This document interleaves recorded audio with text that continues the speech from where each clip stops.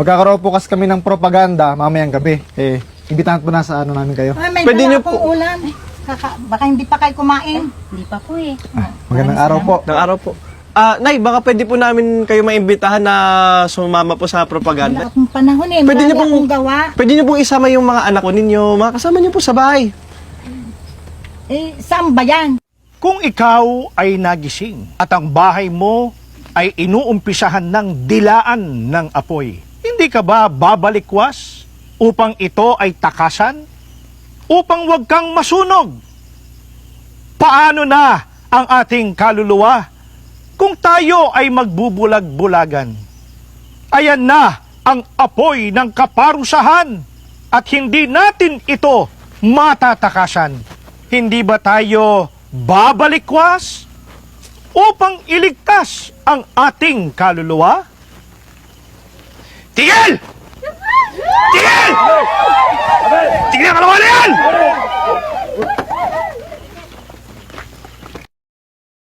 Di ba binalaan at pinagsabihan na namin kayo? Sinabi ko na sa inyo, itigil nyo na yan! Wala po kaming ginagawang mali, Ginoo. Sinabi ko na sa inyo, huwag nyo nang ituloy yan. Di namin kayo kailangan dito. May karapatan ang sino mang tao na pumili ukol sa reliyon na kanilang aaniban, lalo na kung may kinalaman po ito sa kanilang kaligtasan. Eh bakit pinipilit nyo na pumasok sila sa reliyon nyo? Eh may mga reliyon na mga yan! Hindi po namin sila pinipilit, Ginoo.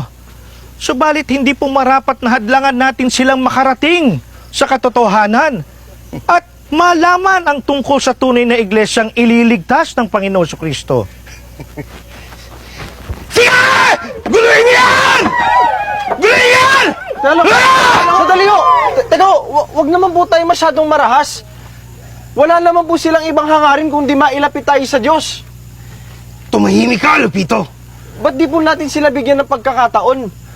Ako hindi po ako iglesia, pero pinakikinggan ko po sila. At napatunayan ko pong totoo ang itinuturo nila dahil lahat po ng itinuturo nila nakabatay sa Biblia. Eh nanggugulo tong mga iglesia ni Manalo na to eh. Kayo nga po yung nanggugulo eh. Nangangaral lang naman po sila, di ba? Ba't di po kasi kayo makinig? Hindi naman para umanib o mag-iba po ng reliyon. Hindi po kayo agad iglesia ni Kristo. Kung nakikinig pa lang magsuri po muna kayo. Ang itinuturo nila ay para po sa kaligtasan ng tao. Kailangan natin ang iglesia ni Kristo para maligtas. Tumabi ka dyan, Lupito. Wala kang kinalaman dito. Kaya pagbigyan po sana natin ng mga sarili natin na makinig sa loob ng iglesia. Huwag po tayo magbulag-bulagan sa mali. Mali na nga po Ayaw po ba natin na maligtas sa araw ng paghukom? Tama po ang kanyang sinasabi. Hindi po kami naparito upang husgahan ang inyong pananampalataya.